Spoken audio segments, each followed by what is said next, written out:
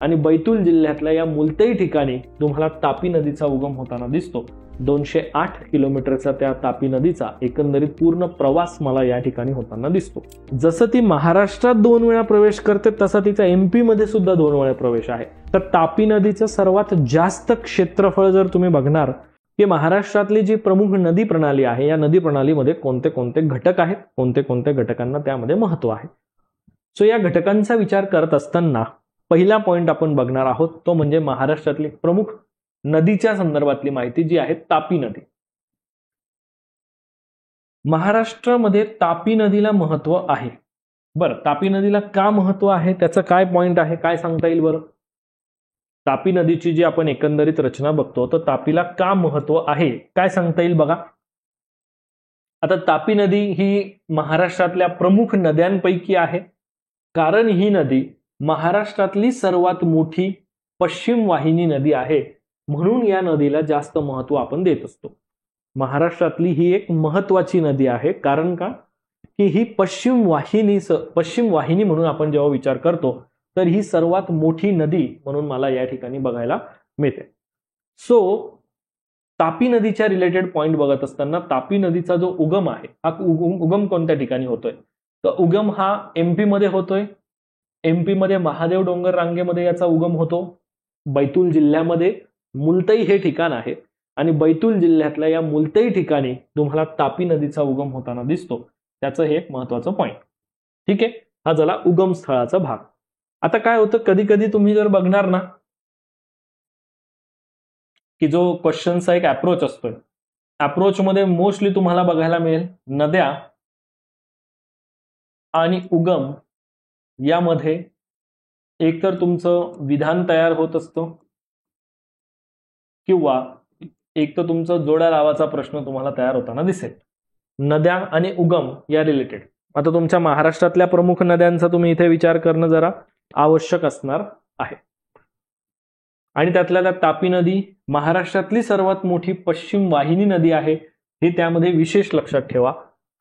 कारण तापी नदीची महाराष्ट्रातली लांबी जी आहे ही 208 किलोमीटर आहे, हे पण महत्वाचं आहे की महाराष्ट्रातली लांबी जी आहे ही 208 किलोमीटर आहे.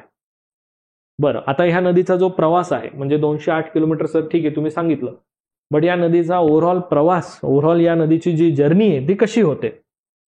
ह्या ओव्हरऑल नदीचा प्रवास जर तुम्ही बघणार तर अमरावतीमध्ये येते, जळगावमध्ये येते, धुळ्यामध्ये येते आणि नंदुरबारमध्ये येते. म्हणजे महाराष्ट्रामध्ये 4 जिल्ह्यांमध्ये ही नदीचा प्रवास आपल्याला दिसून येतो. आणि ह्या 4 जिल्ह्यांमध्ये एकूण टोटल ही नदी जी आहे ही आपल्याला 208 किलोमीटर वाहताना दिसते. बट या 208 किलोमीटरचं 2 भागांमध्ये विभाजन होत आहे. 2 भागांमध्ये का, कारण सुरुवातीला जसं मी बोललो की ही नदी जी आहे ही MP मध्ये उगम पावते. MP मध्ये उगम पावल्यानंतर ही महाराष्ट्रात येते. महाराष्ट्रातून ही नदी एक अमरावतीमध्ये आली की अमरावतीमध्ये आल्यानंतर ही नदी परत एकदा MP मध्ये जाते, परत नंतर ती महाराष्ट्रामध्ये प्रवेश करते. मग महाराष्ट्रात जेव्हा ती परत येते तर ते परत येताना जळगाव, धुळे आणि नंदुरबार या जिल्ह्यातून मला वाहताना दिसते. सो हा त्याचा एकंदरीत एक अप्रोच तुम्हाला लक्षात ठेवावा लागेल. समजते, कारण का की मेन पॉइंट यामध्ये जो आहे तो म्हणजे की महाराष्ट्रात ही नदी 2 वेळा येते. मग पहिल्यांदा जेव्हा आली अमरावतीमध्ये तेव्हा ती 49 किलोमीटर वाहते. दुसऱ्यांदा जेव्हा ती येते तर दुसऱ्यांदा ती पुन्हा 159 किलोमीटर वाहताना दिसते. आणि मग असे हे 49 प्लस 159 यांची टोटल होते ती 208. आणि म्हणून आपण म्हणतो की तापी नदी महाराष्ट्रातून 208 किलोमीटरचा त्या तापी नदीचा एकंदरीत पूर्ण प्रवास मला या ठिकाणी होताना दिसतो. आता हे समजून घेणं गरजेचं आहे. आता यावर काय होते की विधानं येतात किंवा फॅक्च्युअल प्रश्न येतात योग्य अयोग्य या पॅटर्न मधले, की तापी नदीचा एकंदरीत प्रवासाचा तुम्ही विचार करताना तापी नदी अमरावतीमध्ये किती वाहते आहे आणि मग तुमचं जळगाव आणि बाकीच्या या जिल्ह्यांशी संबंधित त्याचा प्रवासाचा पॉईंट कसा आहे. सो जसं मी बोललो की पहिला पॉईंट 49 किलोमीटरचा अमरावतीचा, पण जळगाव, धुळे, नंदुरबार मध्ये मात्र तो 159 किलोमीटरचा. आणि ओव्हरऑल मग ही टोटल येते पूर्ण 208 किलोमीटर महाराष्ट्रामध्ये. आणि जसं आपण बघितलं की त्याचा एकंदरीत ओव्हरऑल प्रवास हा 3 राज्यात आहे, MP, महाराष्ट्र आणि गुजरातमध्ये. ठीक आहे, 3 राज्यातून प्रवास आहे हे तर आपल्याला क्लिअर समजलं, बट ह्या 3 राज्यांचा विचार करताना ही महाराष्ट्रात 2 वेळा आणि MP मध्ये 2 वेळा वाहते, हा पण तर एक माझ्यासाठी इम्पॉर्टंट फॅक्ट तयार होतोय ना, बरोबर की नाही? जसं ती महाराष्ट्रात 2 वेळा प्रवेश करते तसा तिचा MP मध्ये सुद्धा 2 वेळा प्रवेश आहे. पहिल्यांदा ती उगम पावते MP मध्येच आहे, नंतर महाराष्ट्रातून परत MP मध्ये येते, तो सेकंड टाइम आपल्याला MP मध्ये आलेली दिसते. बरं ठीक आहे, मग आता ही तापी नदीची टोटल लांबी जर विचारली तर 724 किलोमीटर ही त्याची टोटल लांबी आहे, टोटल लांबी तापीची. आणि याच्यामध्ये तुम्हाला विचारलं की महाराष्ट्रातली लांबी किती आहे, तर महाराष्ट्रातल्या लांबी रिलेटेड तर ऑलरेडी पॉइंट क्लिअर केला की 208 किलोमीटर आहे. म्हणजे यामध्ये अजून एक अप्रोच येतो की प्रश्नांमध्ये तुम्हाला आता हा जो पॉइंट मी इथे सांगितला, ह्या पॉइंटमध्ये तुमचं तुलनात्मक विधान जे आहे हे तुलनात्मक विधान इथे तयार होताना दिसतील की जसं तापी नदीची आहे ही एकूण लांबीपैकी महाराष्ट्रातल्या लांबीचा विचार करता ही एकूण किती टक्के महाराष्ट्रात लांबी आहे, तर किती टक्के दिसते मला, 29% नदीची लांबी ही मला महाराष्ट्रामध्ये बघायला मिळते. समजतंय? सो हा त्याचा एक इम्पॉर्टंट भाग झाला की महाराष्ट्रामध्ये त्याची लांबी जी आहे ही किती % दिसते, तर मी म्हणेल की ही मला 29% दिसते. आणि राहिला मग क्षेत्रफळाचा विस्तार की तापी नदीचं जेवढं क्षेत्र आहे त्या तापीच्या एकूण क्षेत्रफळापैकी MP, नंतर महाराष्ट्र आणि नंतर गुजरात, सो ह्या पर्टिक्युलर राज्यांमध्ये त्याचा पूर्ण विस्तार जो आहे हा कशा प्रकारचा आहे. क्षेत्रफळाच्या दृष्टीने जर बघितलं तर तापी नदीचं सर्वात जास्त क्षेत्रफळ जर तुम्ही बघणार तर ते तुम्हाला महाराष्ट्रातच दिसेल, जवळपास 79.1%. ठीक आहे. दुसऱ्या क्रमांकावर MP मध्ये दिसतंय 15.1% आणि गुजरातमध्ये तुम्हाला दिसतंय 5.9%. सो अशा प्रकारे महाराष्ट्रात सर्वात जास्त, MP दुसरा क्रमांक, म्हणजे जर तुम्ही क्षेत्रफळाच्या दृष्टीने जर बघायला गेले तर महाराष्ट्र पहिला, MP दुसरा, गुजरात तिसरा. सो याप्रमाणे तुमचा हा क्रम सुद्धा तुम्हाला इथे बघायला मिळतो. कदाचित तुम्हाला महाराष्ट्राशी संबंधित जर समजा महाराष्ट्रात किती क्षेत्र व्यापलेलं आहे याच्यावर जर आधारित प्रश्न आला तरी सुद्धा तुम्हाला उत्तर देता येऊ शकेल अशी ही माहिती या ठिकाणी आहे. ठीक आहे, क्लिअर आहे सगळ्यांना, ऑल ऑफ यू गाईज? बरं, पुढचा पॉइंट की एकंदरीत नदीचं स्ट्रक्चर जे आहे ते कसं आहे. आता काय होतंय की ही जी माहिती मी तुम्हाला दाखवतोय ना नदी प्रणाली संबंधित, ही इतकी सिंपल अँड सोबर आहे की तुम्हाला रिव्हिजन मध्ये लक्षात ठेवण्यासाठी खूप सोप्या गोष्टी यामध्ये तुम्हाला दिसतील. आता इथे जेवढे पण कलर आहेत ते कलर काय दर्शवत आहेत त्याच्या रिलेटेड माहिती जी आहे ही तुम्हाला मी त्या ठिकाणी कॉर्नरला दिलेली आहे. की जेवढंही तुम्हाला ब्ल्यू कलर मध्ये दिसणार ते आहे उपनदी आणि उपनदींची नावं. जे पण व्हाईट कलर मध्ये दिलेले आहेत ते आहेत त्या उपनदी आणि मुख्य नदीचं संगम स्थळ. ऑरेंज कलर मध्ये जे नावं आहेत ते आहेत पर्टिक्युलरली नदीची जी रचना आहे त्या नद्यांच्या काठावरचे शहर कोणते कोणते आहेत. त्यानंतर येलो कलर मध्ये जे दिसत आहेत ते आहे त्या पर्टिक्युलर नद्यांवरचे धरण, जलसिंचन प्रकल्प, डॅम. आणि पर्पल कलर किंवा पिंक कलर मध्ये जे दिसत आहेत तुम्हाला पर्पल कलर मध्ये, तर ते आहेत त्या पर्टिक्युलर नद्यांचे उगम स्थळ. ठीक आहे. आता बघा, तापी नदी MP मध्ये बैतूलला उगम पावते आणि ही पश्चिम दिशेला मला वाहताना दिसते. बर, तापी नदी पश्चिमेला मला वाहताना दिसते. आता पहिली गोष्ट या ठिकाणी बघा, तापी नदी जर पश्चिमेला वाहते आहे तर वरची बाजू ही तापी नदीची राईट हँड साइड म्हटली जाईल आणि खालची बाजू म्हणजे दक्षिण बाजू ही या तापी नदीची लेफ्ट हँड साइड म्हटली जाणार. उजवी बाजू आणि डावी बाजू. उजवी बाजू उत्तर बाजू आहे आणि डावी बाजू दक्षिण बाजू आहे. आता ही तापी नदीचा हा पूर्ण प्रवासामध्ये तापी नदीच्या काठावर आपल्याला काय काय, किंवा मी एक काम करतो, तापी नदीच्या पहिल्यांदा उपनद्यांची रचना सांगतो, मग बाकीचं पॉइंट क्लिअर आपण डिस्कस करूया. ठीक आहे.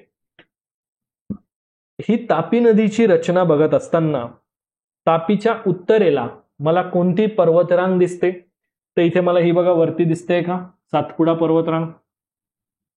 तापीच्या उत्तरेला मला सातपुडा पर्वतरांग दिसते आणि तापीच्या दक्षिणेला मला सातमाळ, अजिंठा ही डोंगररांग बघायला मिळते. ठीक आहे. तापीच्या उत्तरेला सातपुडा, दक्षिणेला सातमाळ. मग आता आपण उजव्या बाजूच्या नद्या जर बघितल्या, उपनद्या, तर त्यामध्ये सुकी, गुळ, अनेर, अरुणावती, गोमाई, अंजना आणि वेराखाडी या मला उत्तरेकडच्या उपनद्या दिसतात.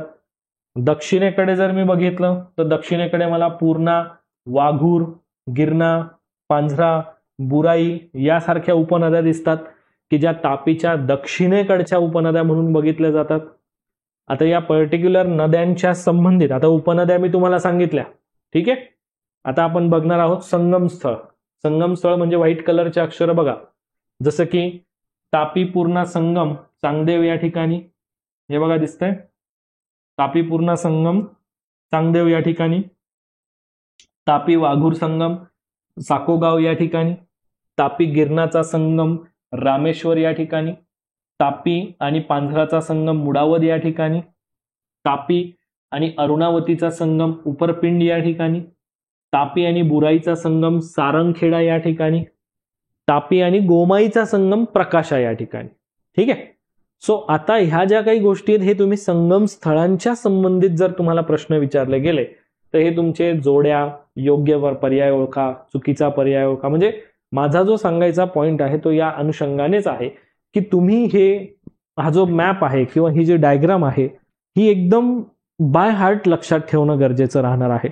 जेव्हा तुम्ही नदी प्रणालीचा हा टॉपिक जो बघतात ना, यामध्ये तुम्ही एवढी डायग्राम जरी लक्षात ठेवली तरी तुम्हाला मोस्ट ऑफ प्रश्न जे आहेत हे तुम्ही व्हिज्युअलाइज बेसिसवर सॉल्व्ह करू शकतात.